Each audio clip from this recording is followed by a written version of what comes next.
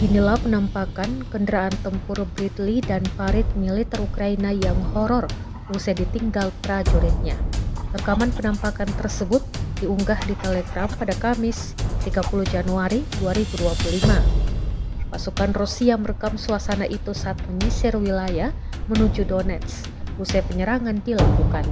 Sejumlah kendaraan Ukraina tampak ringsek dan parit yang porak-poranda, termasuk alat tempur yang berserakan. Dalam keterangan unggahan disebutkan, beginilah penampakan perjalanan tentara Ukraina yang gagal dan kendaraan tempur infanteri Bradley yang hancur. Rekamannya pun telah menuai berbagai komentar dari warganet.